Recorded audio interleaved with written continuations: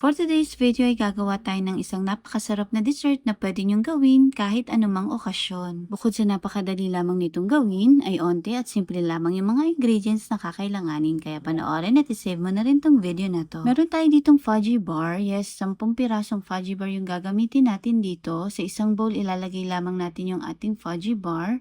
Isa ito sa mga ingredients na kakailanganin natin sa paggawa ng ating napakasarap na dessert. Kapag nailagay na natin yung 10 pirasong fudgy bar, ay durugin lamang natin ito gamit ng ating kamay. Make sure na naka-gloves tayo or malinis ang ating kamay kapag dinurog natin ito. Sa molder naman, depende sa inyo kung anong gagamitin nyo, kung anong size at kung anong shape.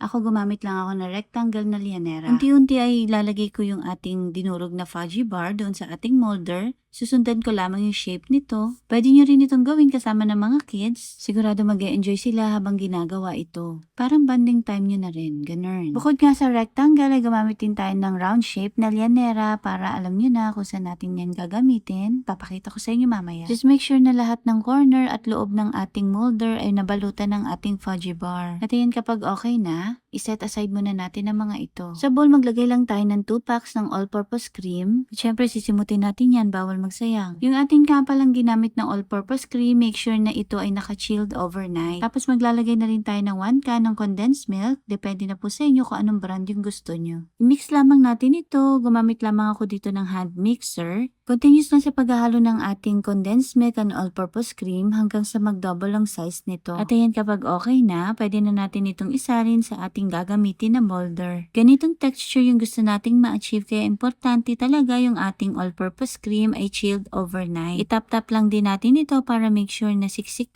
hanggang sa ilalim. Yung natirang mixture, lalagyan ko lamang ng maliliit na piraso na parang shape ng kisses. Nabili ko lamang ito sa supermarket. Imimix ko lamang ito ng mabuti. Ito yung ilalagay natin mamaya sa ating round shape na lianera. Shoutout po kay Ma'am Suzanne Oberos from Los Baños, Laguna, Marilyn Santos Manuyag from Pampanga, Ning Boragay Cruz from Pampanga, Gemma Medinilla from Nueva Vizcaya, Cel San Miguel from Valenzuela, and Ma'am Net Alay from Laguna. Maraming salamat po sa panonood ng aming mga videos. Para sa round shape na molder, gumamit din ako ng 10 pieces na fudgy bar, pero depende po sa inyo kung gaano pa rin karaming fudgy bar yung magagamit nyo. Depende sa laki o liit ng molder na gagamitin nyo. At ayan, pagkatapos nga nating malagyan ng ating mga molder, ay tatakpan ko lamang ito ng aluminum foil. Ilalagay ko lamang ito sa freezer overnight, or kung nagmamadali naman kayo, 5 to 6 hours ay pwede na. Fast forward nga kinabukasan ay chinek ko na yung ating ginawang dessert, at ayan, ito na yung itsura niya. Yung itsura nito parang ice cream cake. Grabe no, sa 3 ingredients lang na ginamit natin ay nakagawa tayo ng napakasarap na dessert. Pwede nyo rin itong ihanda at gawing cake kapag may birthday sa inyo. At kung umabot kayo sa part na to at nagustuhan nyo po ang aming video, ay pakicomment naman po kung taga saan kayo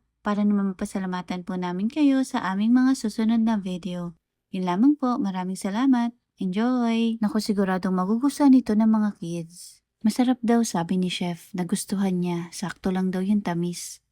Perfect.